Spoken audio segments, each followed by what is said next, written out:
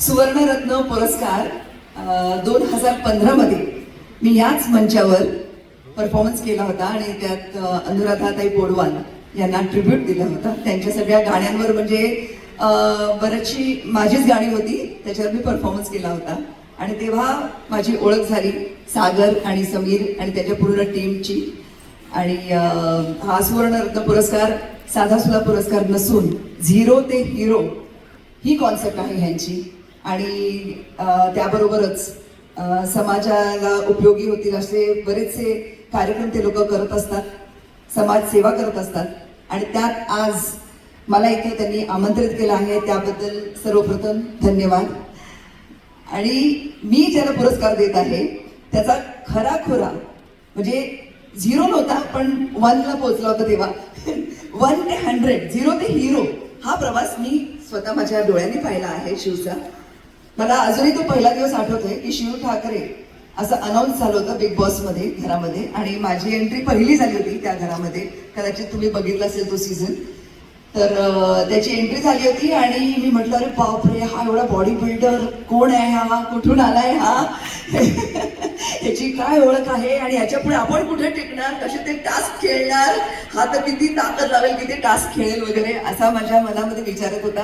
पण मी म्हटलं की माझ्या कुटुंबाचा हा भाग आहे, तर हा जसा पण आहे माझ्या मुलासारखा आहे आणि त्याला मी त्याच्याशी मैत्री केली, त्यांनी माझ्याशी मैत्री केली आणि ती मैत्री आज तगायत टिकून आहे. मी त्याला शिवबा म्हणते, तो मला ताई म्हणतो, अशी आमची ही मैत्री आहे.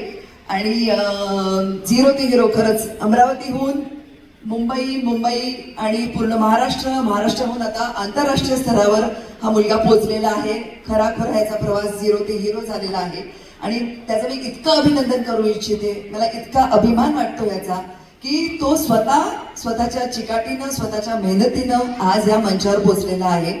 आणि मी अजून एकच वाक्य बोलेन की हालात ऐसे ना रखो जो हौसले बदल दे, हौसले ऐसे रखो जो हालात बदल दे.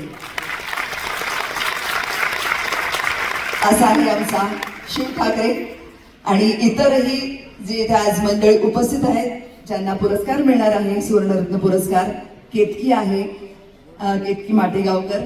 आणि आता मकरंद देशपांडे यांना पुरस्कार दिला गेला जीवन गौरव. परत आणखीन पॅरा ऑलिम्पिक मध्ये जिंकलेले काही सुवर्ण पदक जिंकलेली माणसं आहेत इथे, त्यांनाही हा पुरस्कार मिळाला आहे. सगळ्यांचं खूप खूप अभिनंदन.